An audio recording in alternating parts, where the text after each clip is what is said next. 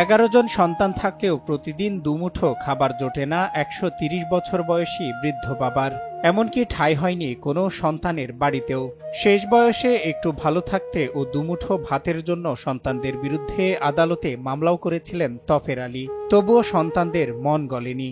8 ছেলে 3 মেয়ের বাবা হয়েও তার ঠাঁই হয়েছে জরাজীর্ণ একটি টিনের ঘরে।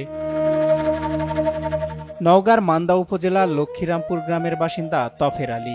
11 সন্তানের মধ্যে 8 ছেলের মধ্যে বিয়ের পর 7 জনই থাকেন বিভিন্ন জায়গায়। বিয়েও হয়েছে 3 মেয়ের। পাশে এক ছেলে বসবাস করলেও সেখানেও ঠাঁই হয়নি তার। একটা সময় ভিক্ষাবৃত্তি করে খাবারের বন্দোবস্ত করলেও এখন বয়সের ভারে ঠিকমতো দাঁড়াতে পারেন না আর। টিনের বাড়ি, কোনো খোটা নাই, খাম্বা নাই, মাটিতে মনে করেন কোনো মতন একটা কাঠ বিছায় ওর উপর খেতা বিছায় থাকে। ঘরের তো কোনো খোটা খাম্বা কিছুই নাই। বেটারা দেখে না, শোনে না, প্রত্যেকটা দিনের জন্য রামত ভিক্ষা করবা যায়, অথচ আসা বেটারা কেউ ভাত পানি দেয় না। কোনো মতে অনাহারে দিন কাটাচ্ছেন এই অসহায় বাবা। জীবনের অন্তিম সময় একটু ভালো থাকা আর দুমুঠো ভাতের জন্য সন্তানের বিরুদ্ধে মামলাও করেছিলেন তিনি। তারপরেও নিশ্চিত হয়নি একটি নিরাপদ বাসস্থান ও খাবারের। আমার একসময় বউ বেটা বেটি সবই ছিল, শাল গরু সব ছিল।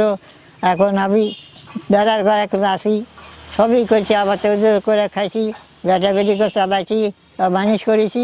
এখন সব চলে গেছে, এখন হতভাগা। আমি এই যে বেড়ার ঘরে থাকি, থাকবার কোনো নাই, মানুষ নাই, দেখবার কেউ নাই, মরে থাকবে কেউ দেখে না, আসে না। বললেও চললো বেটা বেটি তো আছে, তাকে মোবাইল করলেও বেঁচে না।